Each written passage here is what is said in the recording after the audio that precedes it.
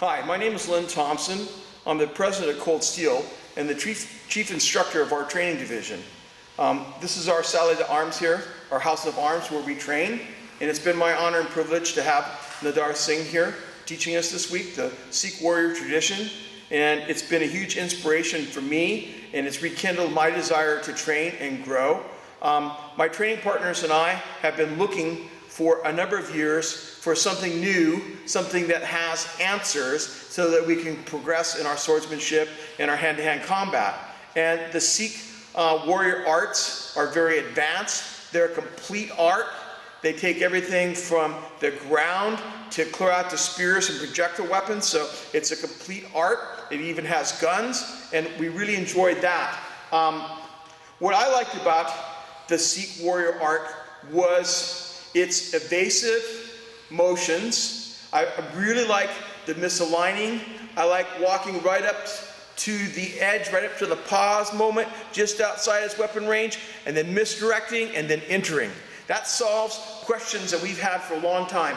How do you enter safely? How do you get in to the crossroads and take him out without getting cut or killed?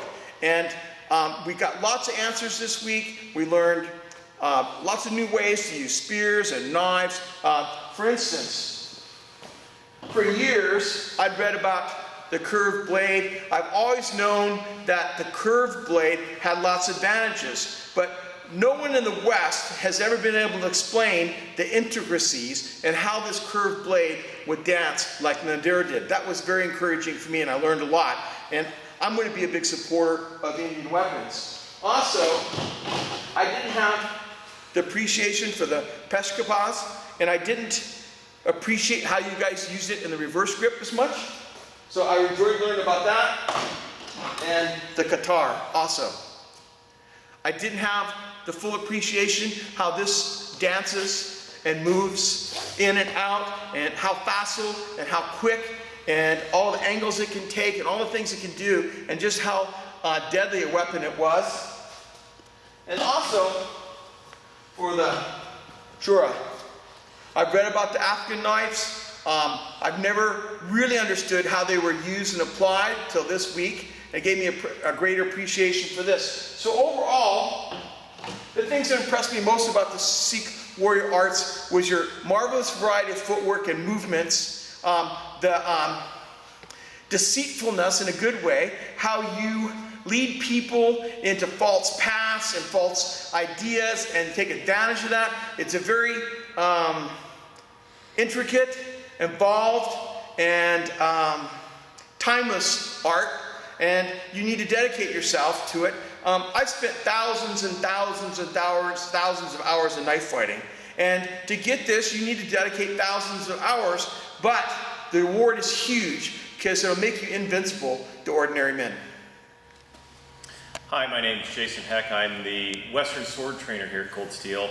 I'm a Division I nationally rated fencer in epee, and I also do fence saber as well.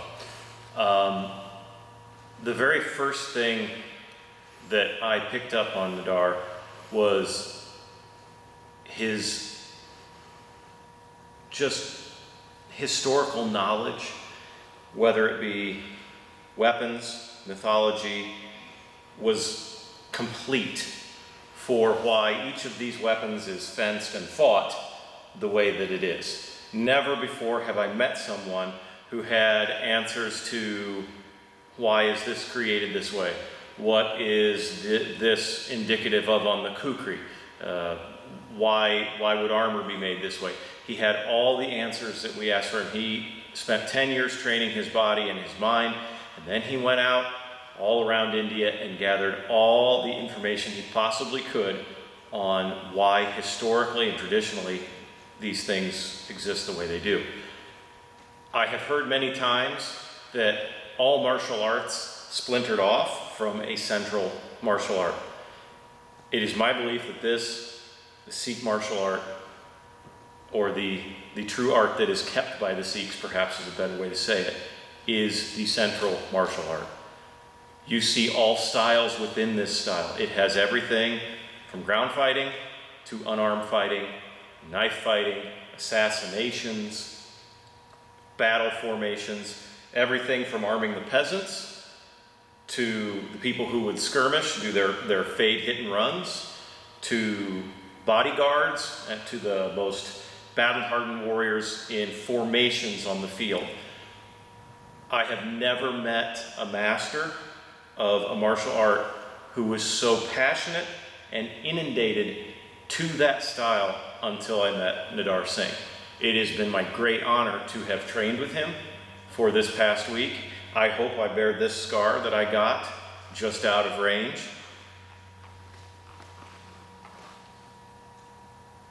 For my entire life. And I will very, very proudly say that this is a blessing given to me by my brother, Nadar Singh. Hi, my name is Luke LaFontaine. I work and I train here with Lynn Thompson, everybody at Cold Steel. I also work in the film industry as a sword master and do a lot of weapon arts, as well as being an instructor in Japanese swordsmanship. I just wanted to speak a little bit for a few words about training with Master Nidal. The art, the Hindu Sikh art of swordsmanship and the full art of battlefield fighting, I'm incredibly impressed with the full range that is within the art. It's a complete art within itself in terms of being an ancient art, unspoiled and unfiltered and unchanged. I can see where so many other martial arts have derived a lot of their movements from the original Indian art. The misalignments, the deceptions, the body movements, the distancing.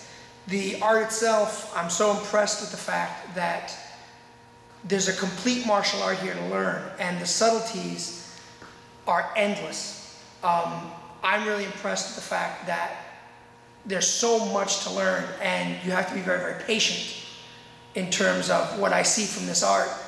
There's a lot of patience. This isn't something that you're going to learn in a year, 2 years, 4 years.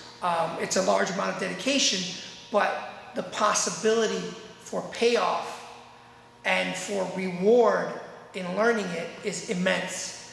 There are very, very few arts left in the world that are whole and complete as a martial system from their beginnings. If something was begun in the 10th century, the 11th century, the 14th century, the 6th century, very few things now in Western and Eastern martial arts are still a complete martial system from their beginnings. This system is complete. From what I can see and what I've experienced, there is a full system here from its origins. You're learning something that warriors trained in thousands of years ago. And for any martial artist with extensive experience, you can see that. And with enough experience, you can start to see the subtleties, and you can't allow them to frustrate you. You have to revel in them. You have to be excited about the idea that there are so many levels to learn and that it's an actual challenge. And I'm just really honored and thankful that Master Nidal allowed me to train with him. Thank you.